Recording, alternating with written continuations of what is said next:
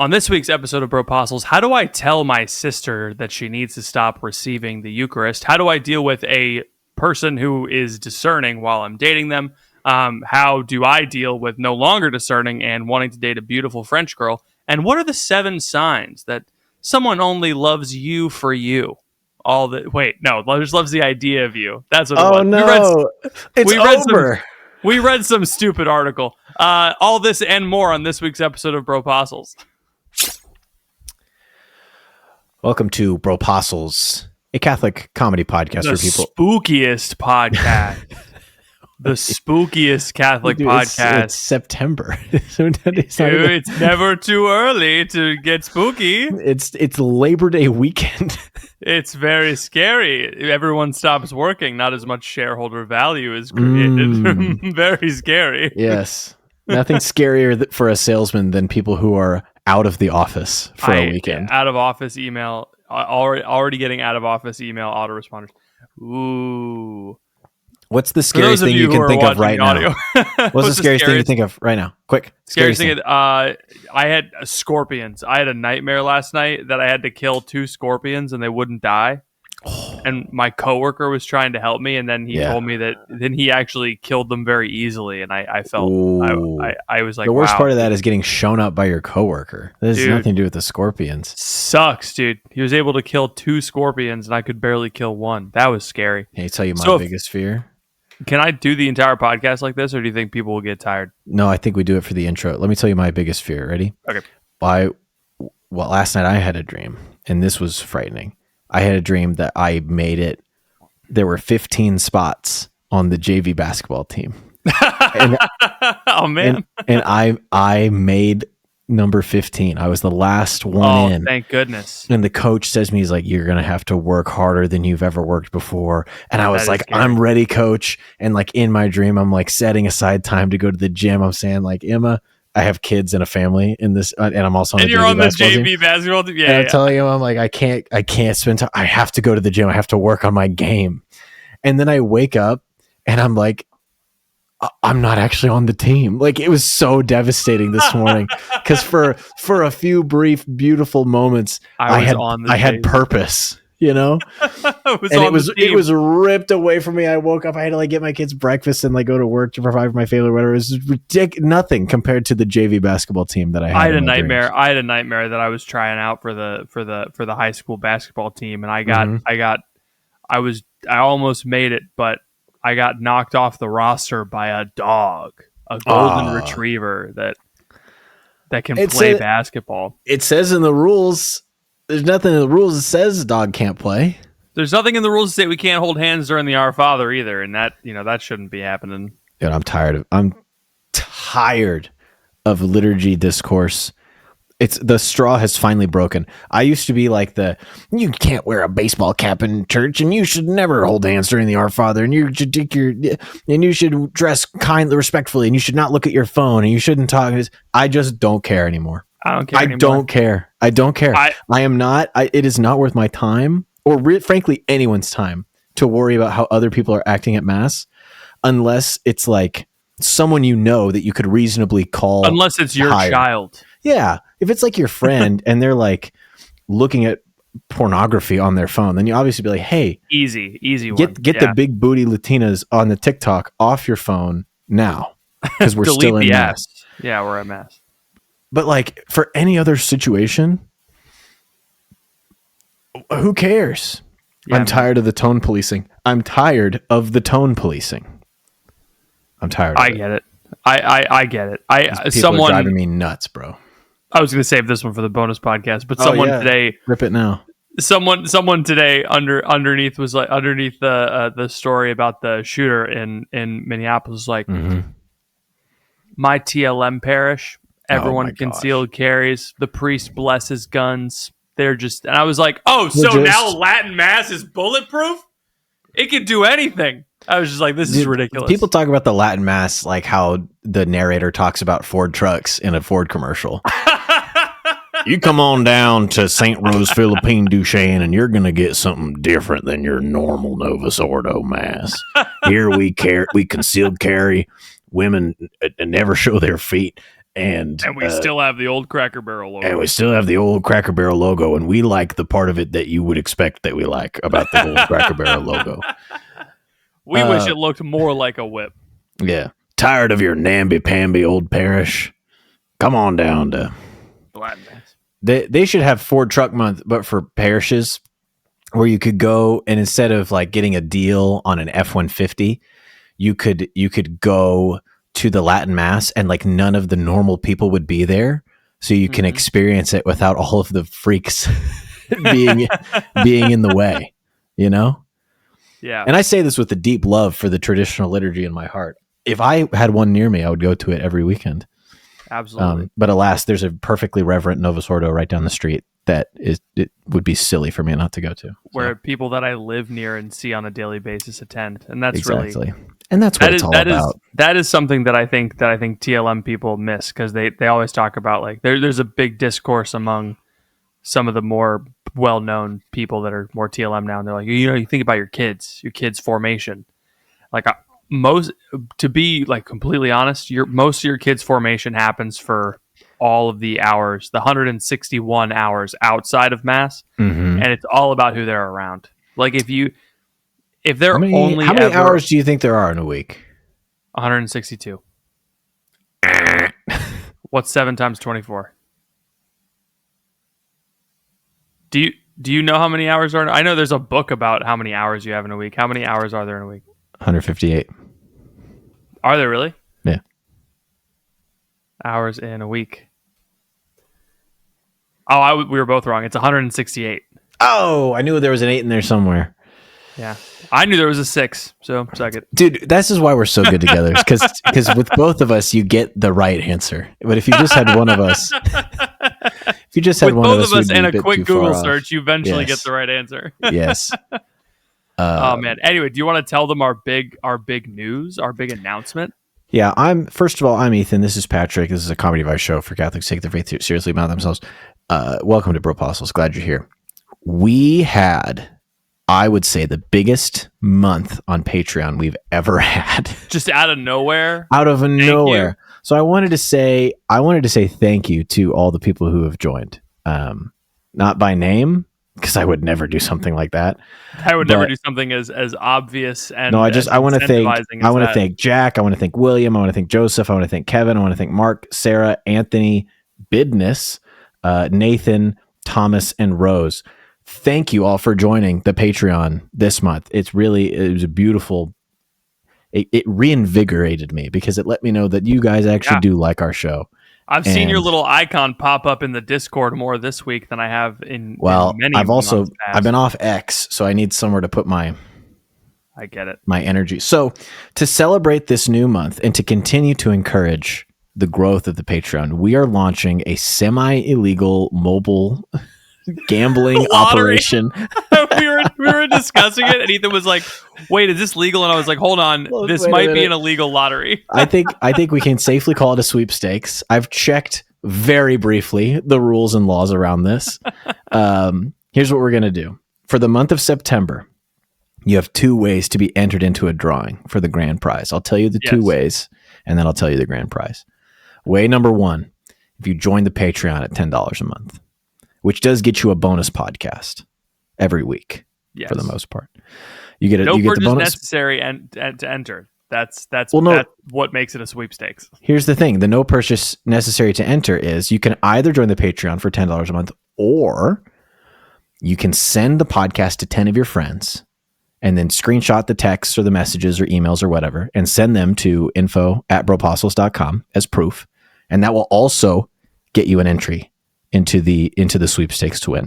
If you're already a patron, and I know many of you are, if you refer somebody to do one of those 2, either join the Patreon or send the podcast to 10 people, you also get entered to win. Yes. So you don't have to, nobody gets left out. And what do they win?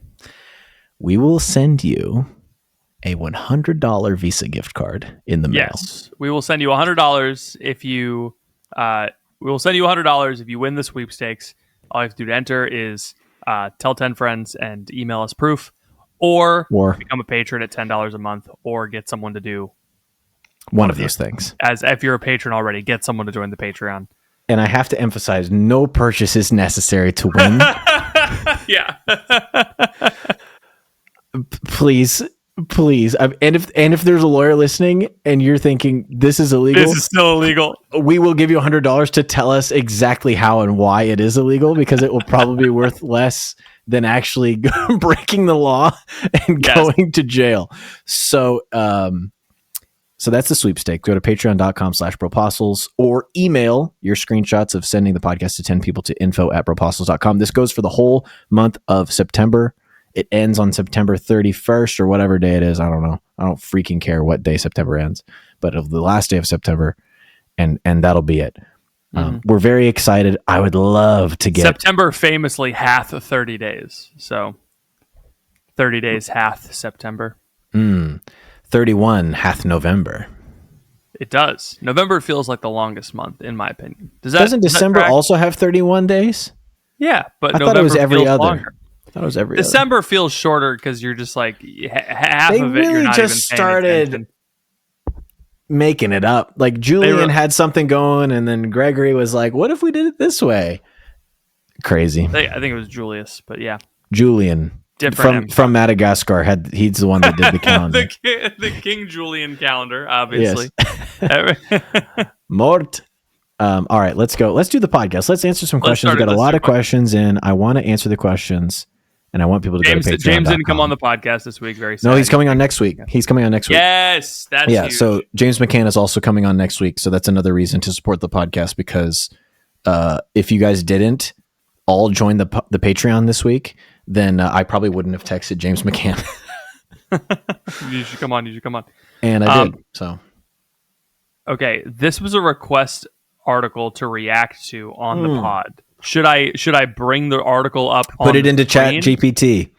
Summarize it.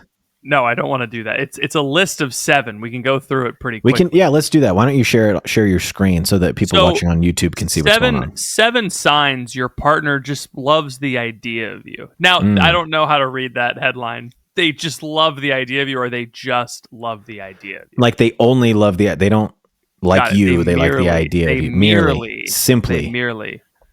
They simply love the idea of you. So this is from bustle.com. Oh goodness. This is from there's a lady down there. What are they doing there, Patrick? What are they doing? What are these two doing? Yeah, what are they up to? I don't know, man. They're pulling each other's shirts. I never got that explained. Have you ever had an intense crush on someone you barely know? The rush of this is AI generated. Number 1, you feel like you can't be your true self around them. Okay. Number 2, they encourage you to be more of what they'd like you to become. Number 3, they think relationships should be effortless. This sounds very like someone had this experience. You could just title this article 7 signs that your relationship is bad. Like this could be, these are the roots of all bad things about a relationship, not necessarily like your partner just loves the idea of you. You feel like your needs don't seem to matter as much as theirs. All right, now I no longer think this is AI generated. AI would have been clearer than that. That's a very wordy sentence. A group outing is their idea of the perfect date. The person who wrote this just doesn't like group outings. The person who wrote this had a very specific person in mind. They tried to move the relationship really quickly. So now it's the opposite end of the spectrum. At the end of the day, you don't feel like they truly know or understand anything about you. There's 2 ladies right there. That's a lesbian relationship, Patrick. Yeah, the reason why your relationship doesn't work is because one of you is a woman. And because you're in your phase. What? I mean, you get to college, you have like a phase. Oh, heard. Okay, yeah. So 7 signs your partner just loves the idea of you. People who tend to fall in love with the idea of someone can be checklist daters. You've created a checklist about the qualities of your ideal partner, but dating and building a relationship is not like shopping for a couch. People are dynamic and multi-layered, like an onion. Superficial qualities like looks, income, status, and what the inside of someone's apartment looks like should be the last thing anyone cares about if you're looking for a relationship. All right, yeah, that's solid advice, I think.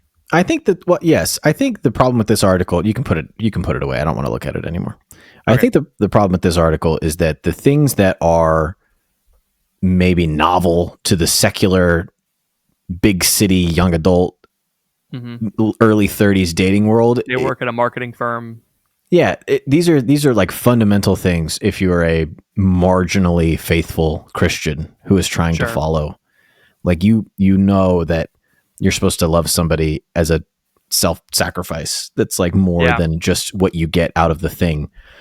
So to me, reading a whole article that's like, if this person doesn't treat you like a person, then they don't really love you. It's like, well, yeah, obviously. Yeah. It's You like know? when you're watching TV shows, there's a scene you're gonna hate that I'm gonna say. There's a scene from The Office From Community. that always Right. tickled me. It always tickled me where they're like where one of the characters is breaking up with another, and she's like, "It's fine. I didn't think we were gonna get married or anything." And I was like, "Then why are you upset? Yeah. Like, why were you guys dating at all? You didn't think you guys were gonna get married. What was the point? You're both in your late 30s. What are you doing? You're just kind of hanging out." And then you break up because you're like, "Oh, he just loved the idea of me. He didn't really love me." And then you get to tell your friends that was why you broke up, and you get to feel good about yourself. You know, That is true. People saying, "Oh, they just liked the idea of me." It's like, how cool do you think you are? Do you think your ish don't stink? Do you think you've got something special going on that nobody else has? Oh, the idea of me is so wonderful. Actually, I've thought about you. It sucks. I don't even like the idea of you. Yeah. Yeah, that's something that I heard people say when I was in like high school. Mm-hmm. They're like, "Oh, you just kind of like you're idealizing this person and you fall in love with the idea of them." And also, again, it's a joke from The Office. Mm. BJ Novak. Oh, geez, the light. What just was went his way up. name? BJ. Pardon? So Ryan, there's a shot of Ryan from The Office, and he's just tossing a football up in the air, and he's like, "I don't know, man. Do you love her or do you love the idea of her?" And it pans to the person he's talking to, and it's Creed, the old guy, and he's like, "I don't know, man. I just don't know." It just is such a. I mean, we could go down a deep philosophical rabbit hole on this of like, what is the idea of someone versus the reality of someone, and like, why is your conception of something divorced from reality? I think you can trace that back to pornography, probably, because it takes something and it abstracts it into like this other realm that's not real.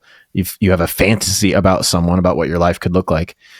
But I think as long as you're living in reality and you enjoy spending time with someone, I think all of those things are really weird things to worry about and think about. Yes. I just can't imagine stressing about, oh, they wanted to go to a group outing. What? That was a fun weird one. What are we talking about? They want to move too quickly.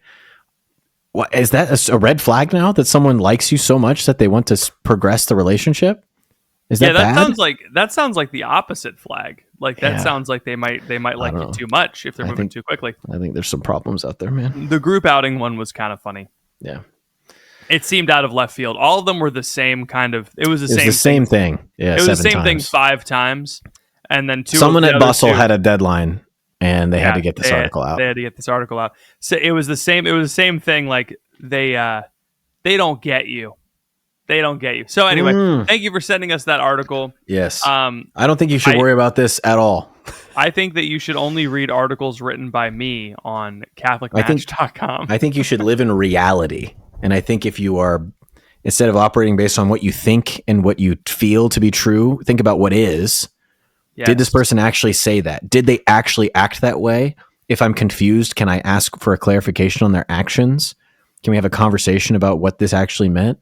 Then you don't have to worry about, oh, this is just the idea. Then you can talk like, do they actually, or do they not actually? Yes. This to me is like cope for people who don't communicate. That's great. Yeah. Okay. From Sleepy Time.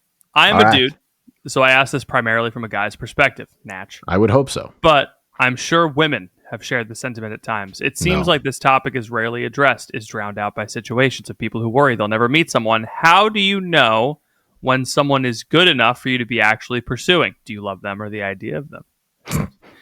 Especially if you are generally attractive enough. All right, Sleepy Time. Hello. Hello.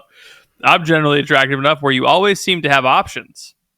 Look at you, man. All right. Good for you, buddy. I love it. Okay. Mr. Options. Mr. Options over here is on the New York Stock Exchange. I understand that going on dates. What is this, Robin Hood? I understand that going on dates and getting to know somebody is harmless. That's not what I'm talking about. I'm talking about committing towards starting a relationship. I've called off to find relationships in the past because of a feeling that there's something better out there for me. How do you prevent feelings of FOMO, like you might be missing out on someone greater? Or do these feelings deserve credence at all? Great question. Dude, this is why it's so nice to be kind of an ugly guy.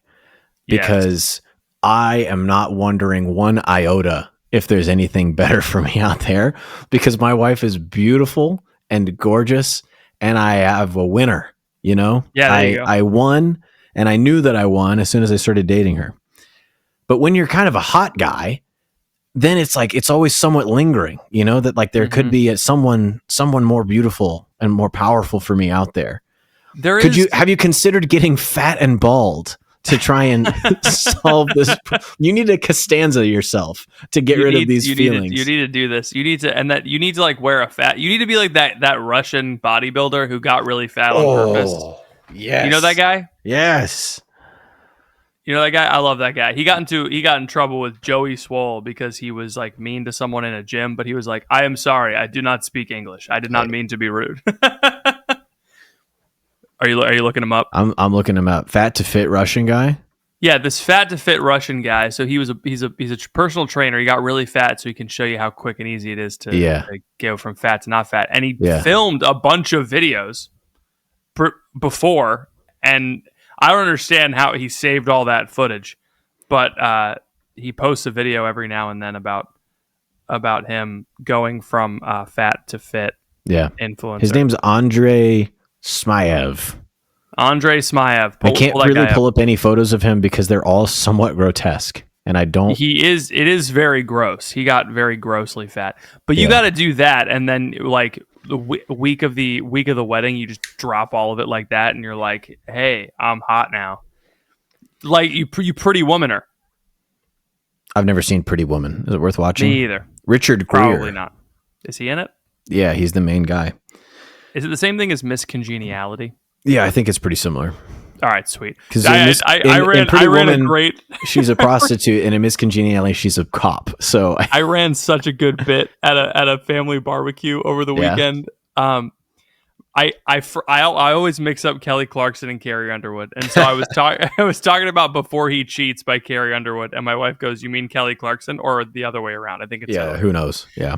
And I was like, okay, which one of them sings If I Die Young? And my friend from across the house goes, "That's the band Perry." Dude, that's really funny. You could not have tortured that. Like, I don't know if I could have come up with the band Perry, even as a band that exists. It was in a room full of women who grew up in the mid 2010s, in the mid 2000s. That was such a great bit to. My wife was like, I didn't know my wife was such a big Carrie Underwood / Kelly Clarkson fan. But when I was younger, I have distinct memories of mixing up Kelly Clarkson, Carrie Underwood, and Taylor Swift. It's easy to not mix them up now, or at least Taylor Swift. But yeah, I mixed up Kelly Clarkson and Carrie Underwood to this day. Well, I was going to say something about. We should just briefly on that point. We should bring back the Dixie Chicks. I think. They can't just be the chicks. I think they can't be the chicks, and I think it's okay now to like George Bush. Probably. Did you know he was a cheerleader in college? George W. Bush? Yeah, W was a cheerleader in college. Not like the one now. Not like that guy. Not like that guy. Yeah. Not like the Minnesota Vikings guy. Dude, he was like I'm sure he probably had a lot of time for cheerleading in between Skull and Bones meetings where he was sacrificing children and gaining access to the higher spiritual planes so as to influence world events. I'm sure. So you think that's how he did 9/11? He influenced world events? I don't know. I don't think Bush did 9/11. I think Bush was a hapless fall guy. I think what Bush did was usher in Obama as the next president. That's correct. Okay, man, this is a really long question, but Ben, did we answer this guy? Did we answer his question? Eventually, the good news is that this eventually goes away because at a certain point, the woman you're married to has one quality that places her above every other woman, and it's that she's the mother of your children. Yeah. So, fortunately, more broadly speaking, solves itself. That she's chosen you. Correct. And then that you have chosen her. So your litmus test should not be, oh, is this person good enough? Your litmus test, because the fact of the matter is that there's no one person. Mm-hmm. You could marry. There's millions and millions of women that you could marry and have a perfectly happy life with. Who do you enjoy being around? Who enjoys being around you? Yeah. Can you do that for 6 months to a year? All right. You probably have enough in common to do it for the long haul. I think you're thinking too hard about it, and I think it's because you're hot, which is understandable. We're going to put the baby gloves on for you. I get it. If I was hot, I would be thinking the exact same thing. Like, oh, I'm so hot, and this is so hard. But take it from us uglies. You don't worry about it too much. Just find someone you like being around. You'll be fine. You'll be fine. This is a super long question, but Ben replied to it and was like, "You gotta answer this question." All right. The summary was long. Basically, he matched with a girl who can't commit. He's been trying to get her to commit for almost a year. He asked her out, and she said yes, then backed out when she, quote, discerned she's not ready. This is Ben's TLDR. About 9 months ago, I started messaging a girl on Catholic Match. We were both about 30 years old and lived 3 hours apart. We talked for a week. For a few weeks, once a week. We clicked very well. She felt similarly. We had a DTR talk. She said she was new to the whole online dating thing. I was just trying to meet new friends. She's trying to meet people and she just wants to be friends due to a belief that guys and girls should be friends first and romance will naturally come out of the established friendship.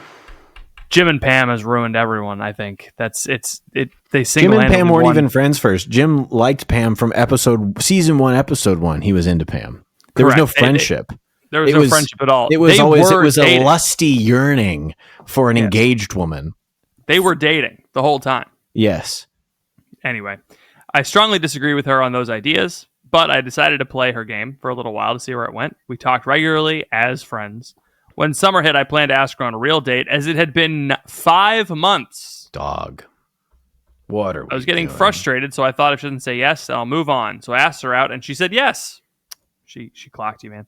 We set the date a couple weeks later. I called her again, and she drops the bomb that she realized afterward, after a week of prayer and contemplation, she decided she's not ready. She didn't tell me why, just that she's working through some things.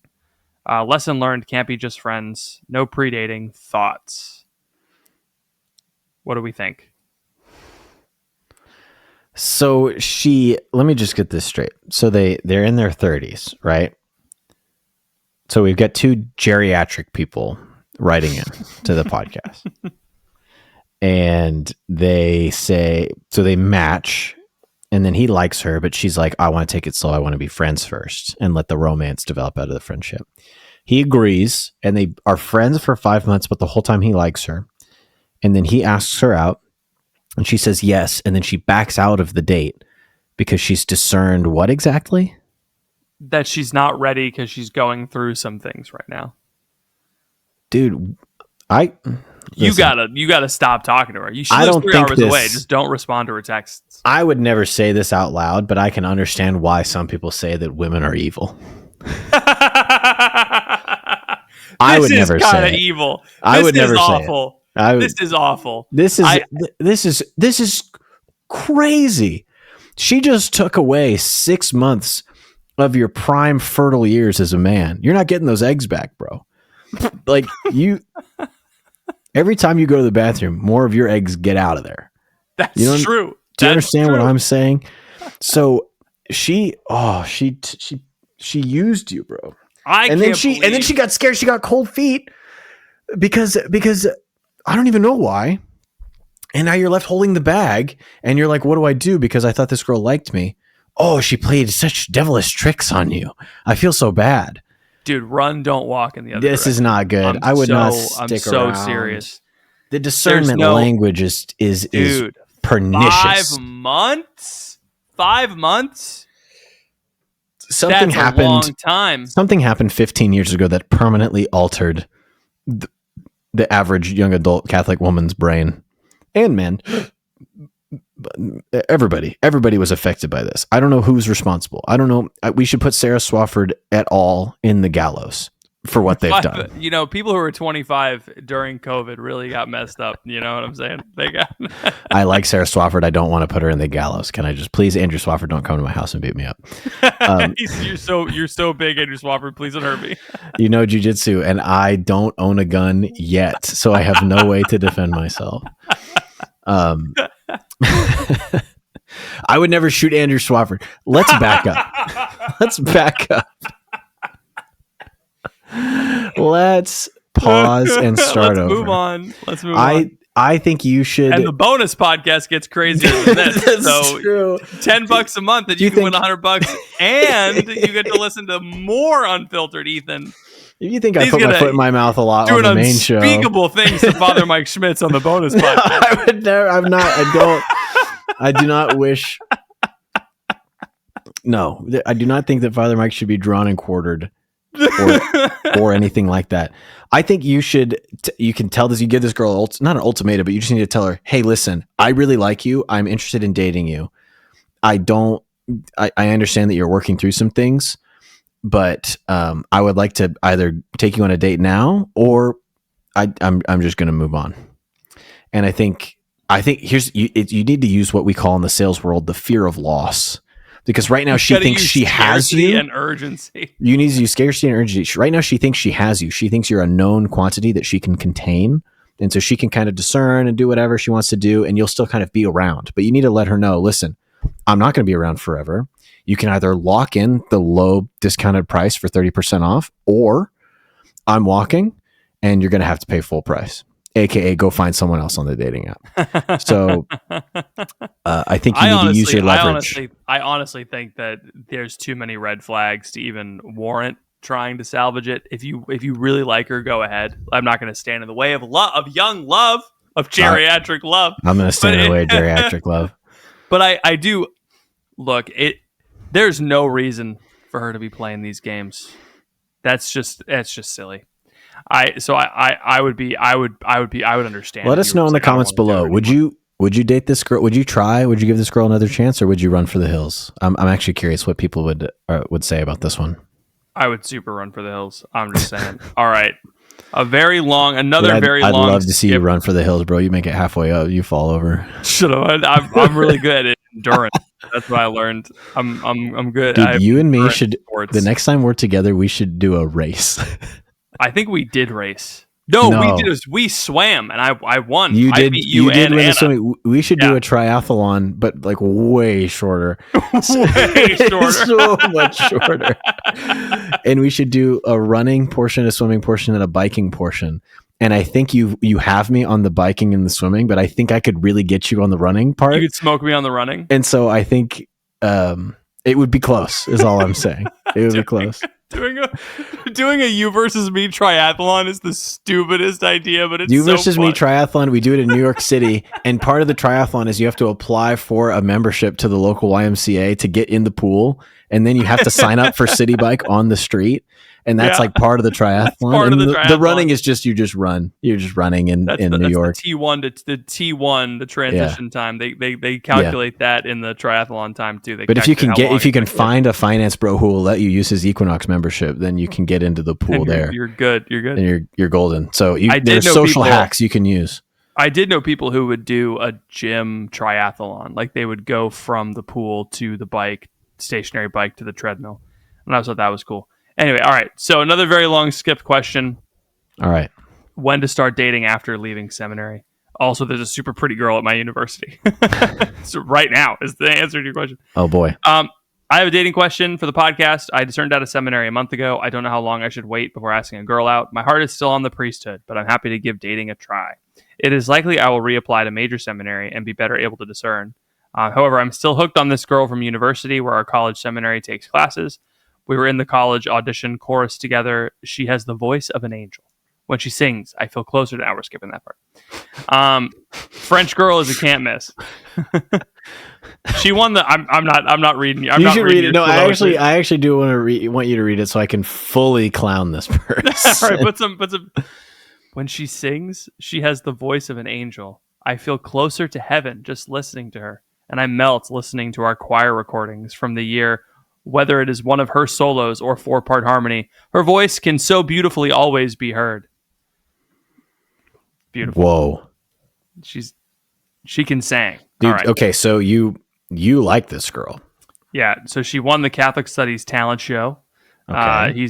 All of her pedigree is here. I could still go to Rome in the spring, and I'll talk to Hold her on. friend. Can I read this sentence from this? She Yeah. won the Catholic Studies talent show after partnering with one of the brother Sems in an act, and the boys went crazy. It would be a big pull for me to finally find the one whom my soul loves up to this point in my life, especially since rejection has always been my middle name. Are you okay? Brother, you can't be a priest because I don't want to have to sit through your homilies. All right. The man, whole just middle go year luck. of seminary, I could not shake my feelings for this French girl, and I do not know if this discernment is leading to her or not. I may not I've be met able this to guy. return. I've met this guy. our- Patrick, I You love have? meeting you at the Pillar Podcast Bar at the NEC. Hope to catch you for a beer sometime. Yes. She's going Yes. to Rome in the now spring. that I'm legal, so you just turned 21. Okay. That's helpful to know. And yes, I will buy you a beer sometime. And that Crunch business card did the trick. You listened because of the business card at the Pillar Attaboy. Podcast. Take that, Ed and JD. Take that, Ed and JD. What? So okay, let's just get through this. So she's going to Rome in the spring, and had I stayed in seminary, I would have gone the semester following. I can still go to Rome in the spring through a different program, but study at the Angelica. Blah, blah, blah, blah. I have her number. I plan to text her this week to catch up and break the news that I'm no longer celibate. You weren't celibate before. You Can I weren't just celibate say that? before. Yeah, don't worry about it. That's You need to calm down. I have seen her talking to sisters after some First Friday Adoration service and pray she isn't discerning religious life. What is my next move? ask her on a date. Okay, I think the guy who met you is a different guy, No. right? Same I think guy. these are. So then he follows this. He says, "There's a girl who's close to home who's in my friend's wedding party at his wedding a few weeks ago. I came to the wedding and hung late with the party. There's a spark with this girl I had over the past few years. I saw her around, but I didn't think much of it. After looking back, I was caught up in the wedding night. I didn't have the strongest feelings for her. However, our mutual friends are in serious relationships. I want to be friends with this girl. It seems like she's more interested than me. My plan is to take her out." Okay, this is this is the same guy. So he loves the French girl. He really loves the French girl. And then he's met this other girl at a wedding and they seem to hit it off. And I want to take her out just because. Both stories could Okay. be nothing if I go This to neither one might- of the schools they attend, but the decision is coming down to the wire. You're not LeBron James. Please calm down. God gifts free will and doesn't call one person to be with one person. Patrick, I loved meeting you. Notably, he said nothing about meeting me, which I do find I don't think you were you at the hurtful. I was there. stayed We were at that later. bar I together. stayed You later did at the stay. Pillar party than You did stay way later than I did. I was I tired. stayed way later. I was like, I don't want to hang out at the Pillar party, bro. All these people are like, oh, did you know that they're updating the Liturgy of the Hours translation? Shut up, dude. I don't want to talk to you about that. my work was sponsoring the event. Okay. That makes sense. And so all of my coworkers and friends were there. And so it was I knew nobody. I saw Britt from, I also like hanging out with JD Flynn. I think we'd be friends in real life. JD friend. JD friend. I think we'd be friends. Dude, I he just doesn't don't think like he you. likes me very much. I don't think he likes you at all. I don't think he likes me at all. If anybody here one of our- knows JD Flynn, tell them that we mean them no ill will. It's just that our I don't friend think they get texted- it. Our friend texted me, Katie Ruby, texted me. She's like, you just need to make up with JD. And I was like, I don't know what to do. I think he's a swell guy, and I really like the Pillar a lot. I have nothing against the Pillar podcast guys. The only thing I have against them is that they consistently read your tweets in the most uncharitable light possible. And it's like, Patrick is the guy, you know? Hopefully now that I have my fancy new profile picture with my glasses on, so I don't look like a beady-eyed you do freak. look crazy in that other picture. And I never had the heart to tell you, but like, why did you ever choose that photo to be your I like profile those photo? pictures of me. Everyone else likes them. Because your head is so big that when My you take head your is glasses huge. off, all of a sudden between your beard and your hairline, there's just this like, it looks like the So salt much plains where they space. race cars, you know? But also the black glasses. This is why you wear eyeliner on stage, just so your eyes pop more and they look bigger. Uh-huh. And Yeah. so when I have like these dark black glasses, so they make my eyes look bigger. And so when I take them off, my eyes look super small. Yeah. Anyway, Basically this guy was like, oh, my steak is too juicy, my lobster too buttery, there's a beautiful French girl that I like, and also a girl that I met at a wedding that we got along with super great and is mutual friends with me. What should I do? I don't know, bro. Date them both at the same time and hope they don't fight out about it. Take them to the same prom. Switch jackets. I don't know. I don't understand questions like this, because it's very clear with how you wrote about the French girl singing that you have some type of I don't know what to call it, but you clearly love this French girl. And so yeah, I would say in terms of words per girl, French girl wins. it's like the way that she would sing and the lace would fall over her hand when she would wear her dress. She was very pretty, and I would think about her and dream about her all day and all night. And the other girl was like, yeah, we were at a wedding and all of our friends are engaged, so I might as well take her out. Yeah, you gotta date the French girl. You didn't say a single word. There was no poetry about the second girl. Plus, this French girl needs some help. If she's from France, I do not know which boy to date. She needs to get a way to stay in the States stat. Yeah, you give that girl a green card. I would in France, they call it a Verde card. Just ask her out, and then if the French girl says no, then ask out the wedding girl. This feels really not difficult. It's just a flow chart. Easy. Yeah. Okay. How do you charitably tell a former Catholic to stop receiving the Eucharist? I have a sister-in-law who's no longer practicing, attending a non-denominational church for 10 years. I've noticed her on 2 occasions when she comes to mass. The rest of my family, she receives communion. I don't believe she knows it's sinful, and my assumption is she doesn't understand why she shouldn't be receiving. How would you address this with her charitably, and what questions would you ask to seek to understand? I skipped this one because the one right underneath it was, what happens if a girl bites me? A much juicier question. Literally. I'll leave this one to you, theology major. Just find one of those cathedrals that has like the little Eucharist announcement in the bulletin, and then celebrate. Hey, did you read this? I would honestly just ask her, be like, hey, you're like non-denominational now, right? Are you Catholic? Do you like still consider yourself Catholic? And she's like, yes, no. Like, I just ask questions. Like, do you still consider yourself Catholic? Yes. No, I don't. Like, hey, okay, so like, why are you still receiving communion? And then just respond, and then ask her like, hey, they say the body of Christ, and then you say amen. Like, is that true? Like, do you believe that it's the body of Christ? And then if she says no, easy. Then you just get to be like, well, then don't receive, because you're saying something that's not true. If she says yes, that's a whole nother thing, because it's like, okay, well, she still has faith, and it's like she still is Catholic in it. So it's a little trickier. But yeah, I would say like always ask questions is the default. Dude, we did a whole course on this.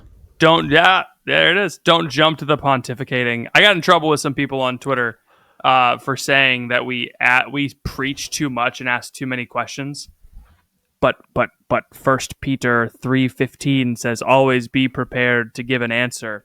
And I was like, yes, always be prepared to give an answer for the hope that is within you. That's not always be prepared with a catechism quote to bonk someone on the head with church teaching. All right. It's always be prepared to give an answer for the why you have hope in eternal life. That's more of like a general gospel preaching thing. You need to be prepared to ask questions so that you understand what answers to give. Because people, especially your family members, there's an old Dave Ramsey saying that people don't want to hear if someone powdered your butt, they don't want to hear advice on money or sex. That's a good point. It's a classic quote. No one wants to hear relationship That's why advice. Patrick doesn't want to hear any advice from me about money or sex. Because I powder his butt. But it's the same. The same is true for like your siblings. Generally, don't want to hear advice from you because they've known you your whole life and they knew you when you were like a goofy little kiddo. Yeah. Especially if it's your older sister. If it's your older sister, I don't know what to tell you. That's basically your mom. I don't know. I'll just say this. It's very difficult to give older sisters any type of advice. Correct. I don't have one, but I can imagine it would be quite difficult. Is Emma an older sister?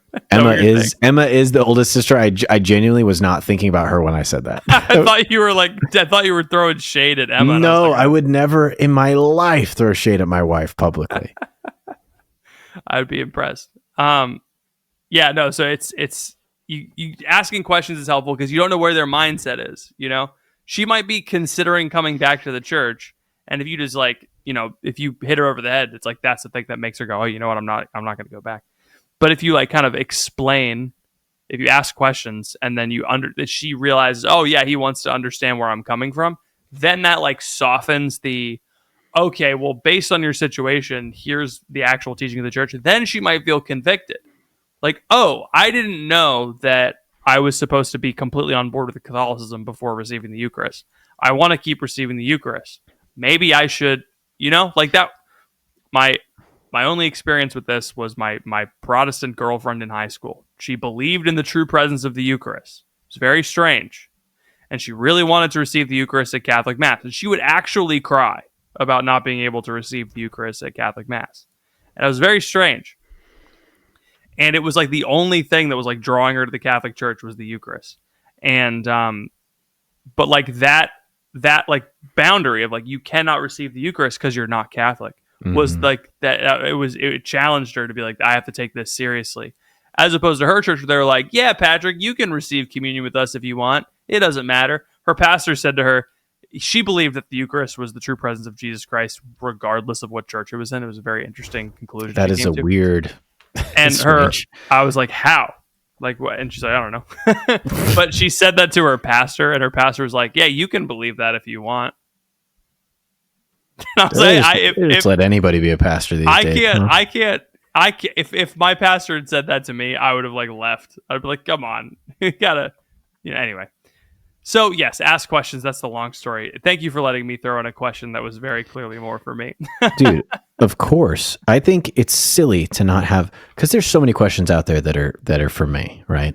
But I think we need to let you, if I don't let you, it's like when you're in jail and you get yard time. Sometimes I have to let you out of containment so that you can see the sun for a little bit, and then I quickly put you back into comedy jail where you have to make jokes with me. Okay. All right, this one comes from DeJimmer. Poor sweet baby DeJimmer. Oh, we love DeJimmer, don't we? We love DeJimmer, don't we, folks? We love him. He's got good questions. A lot of good questions. I saw a deep fake of Trump today, and I wish I saw. It wasn't even a good deep fake. I saw the wasn't. I saw that. I saw the text from it, and I was like, I want this to be real. Yeah, and it wasn't even good. The problem is that unless you deeply know Trump's cadences and rhythms and habits, it is almost impossible to fake something that he has said or written, because he has probably one of the most unique vocabularies and writing styles and speaking styles of anybody in history.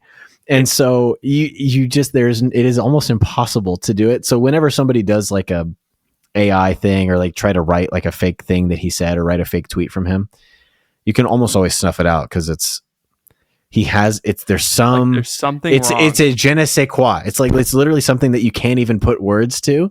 Yeah. That is a quality to his writing. Timing's all off. It's not as funny as it could be. Yeah, exactly. Right. It's too planned. It's it's too overly explained. There's no vagary in it at all. There's no anyway. It's like you could never sit down to write him saying everything's computer. You could not even possibly dream of that. The worst trade deal in the history of trade deals. You couldn't think about that. What if a bomb fell on your head right now in the White House briefing room? It's incredible. It's very wet. It's very wet in terms of wetness. What was that? Dude, my dad was trying to tell me the other day that he doesn't think Trump is a great orator, and I didn't want to argue with him because I'm past the point of feeling the need to argue with my parents. I was like, yeah, you're probably right. But secretly I was like, dude, Donald Trump has done more for the English language in the past 10 years than anybody since Shakespeare, bro. You have no idea. Many such cases. Yes. This one is my personal favorite. I'm only pulling it up because I have it right here. Yeah. All of the incredible Let's see what you men got. And women who have done such a great job in helping with Florence. This is a tough hurricane, one of the wettest we've ever seen from the standpoint of water. Rarely have we had an experience like One of the wettest we've ever seen from the standpoint of water. Dude, it's all describing a hurricane time. as wet. All time. Nothing can beat it. Oh, that's so funny. Oh, the That's hurricane good. was very wet, Don. That's true. And we love DeJimmer's question, don't we, folks? Sorry, DeJimmer. We're coming back to your question. How do I recover from being on the receiving end of bad discernment? I met my now ex-girlfriend at a swing dance. We came with a mutual friend from 4 hours away, hit it off. I got her number, asked her on a date. We did video calls for a month, met in person. We agreed we really liked each other, and she said she wanted to be my girlfriend. Then she said she had been recently looking at religious life and was turned down by a couple of communities. She said she'd set that aside if we started dating, but she didn't. We were long distance, saw each other in person 6 times in the 2 months we were dating. She asked to meet my parents and invited me to meet her parents. Things were going great. We started saying, I love you a month in. Initially, she was really excited and enthusiastic about the relationship. I noticed her getting more and more anxious, admitted that her thoughts about religious life hadn't gone away, but she was all in on dating me. She had trust issues from previous boyfriends, which didn't help. I respected her boundaries, kept physical affection tame. She said she felt safe with me. After my last visit, she said she noticed herself getting attached and seeking approval from me, and she got scared. She broke up with me a few days later. I was confused. Felt like a 180. A week after we broke up, she called me to explain her decision. She said that I thought we were moving too fast, and she felt equally attracted to religious life and married life, and didn't know what she wanted. I asked her why she hadn't asked me to slow things down. She didn't have an answer. What do I do? Nasty woman. I don't think this woman's nasty. I think she's just confused. I think she just needs to go be a nun. Maybe. I think it's what we talked about earlier. I think she's just been lied to. Like, she feels guilt. I felt this when I was dating Emma. Like, I felt guilt for not wanting the priesthood. And I felt like I had to explore it because otherwise, like, oh, am I really doing what God wants me to do? Yeah. And I think you talked about this. I think it's like it's what Father Anthony talks about with your desires. What's the thing? God works through your desires. God works through your desires. So, like, if you like somebody, that's probably fine. You know? And but you can't, I don't know, you're in a weird spot because you can't really change her mind. Yeah. You know, she's confused. She's hurt you. This is her fault. Let me be very clear. You've done nothing wrong. You've done nothing wrong, actually, at all. So the only advice I can give you, DeJimmer, is that sometimes, I was just telling somebody this today. Do you know what a good batting average for an MLB player is, Patrick? Less, like around 300. 300. That means that you're striking out or getting out 70% of the time. And that means you're a good player. That means you've done nothing wrong. That means you're right down the middle, adequate, average. Yep. Like, you are as good as you need to be the best of the best. And like, this is just one of the ones where you struck out. Like, you didn't do anything wrong, but this is just like table stakes for being someone who wants to date and wants to live. Is like, sometimes you just strike out and it has nothing to do with you. And so you have two options. You can either like get super depressed and like be angry and resentful or whatever, or you can just recognize like, all right, that was my at bat, and I might have another chance to hit against this pitcher, but the game might end, and next time I'll go up against a different pitcher. And you just got to keep swinging. You know, I think you can talk to her maybe one more time, but I think if she doesn't know what she wants and she would rather not be with you than be with you, then I just wouldn't waste any more time on it. Easier said than done. I know it's probably really painful. Especially because you sunk cost fallacy with these things. Yeah. It's like, we're already so close. You've lost so many of your eggs through your butt and by your poop. peeing. Yeah. By peeing and pooping. What's happened to us, man? We know a lot about. Somebody said about the bonus podcast, and now it's leaking into the main show, that we really don't know very much about science, and it's becoming a problem. I've been reading Leo's books about dinosaurs. Oh, dude, did you know that dinosaurs were made up in the 1800s by exhibitionists who wanted to drive ticket sales to the fair? I was reading. Well, I did read that in the. I read it was like the first dinosaur fossil discovered in 1860, and I was like, that's suspicious. Interesting. Right around the same time that all those hucksters were around. But I was, maybe I was reading the book, and I was like, that seems made up. Yep. Anything that was invented at the same time as when like bearded women were popular, I just am like, man. What was going on? So like then? Now? Whoa. And we'll talk about that in the bonus show. We'll talk about that in the bonus podcast. We'll talk about that in the bonus show. I sure. know dinosaurs are real. I'm just kidding. I think dinosaurs aren't real, and I think you can still enjoy them. Am I being serious? Nobody knows. You can't tell. You're gonna have to go to the bonus podcast, find out. $10 a month. Get to the bonus podcast, patreon.com/bropostles. Thank you so much to all of our question askers. I'm sorry that you guys are down so bad. All of you, my fellas, you've been wrong. Ladies, step your game up. All right, except for this former seminarian. His ladies did nothing wrong. I would also like to think, except be perfect and beautiful in French, which.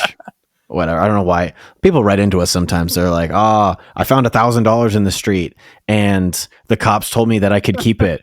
And also, I like when they try to sell the girl to us. Yeah. I like that. They're like, come on, look, guys, she's really pretty. What should I do? You very clearly want to ask her out. You should ask her out. Insane. Oh man. Thank you to the Freedom Group for sponsoring the podcast for yet another month. We love the Freedom Group. That's go nice. Go to thefreedomgroup.co and they'll help you out. And if you'd like to win $100, patreon.com/bropostles, join at $10 a month, or send the show to 10 people and send an email with proof to info@bropostles.com. We'll get you entered and we'll pick a winner at the end of September. Please, we can't prove that it's new people, but please try, in the spirit of things, try to make it new people. We're trying to grow the show. You can scam me all you want, bro. I just we should need some more Patreon people because the bonus show is so fun. The bonus show is fun. I love it. Yeah, I look forward to it every week, and we're gonna go do it right now. So bye, everyone. Bye.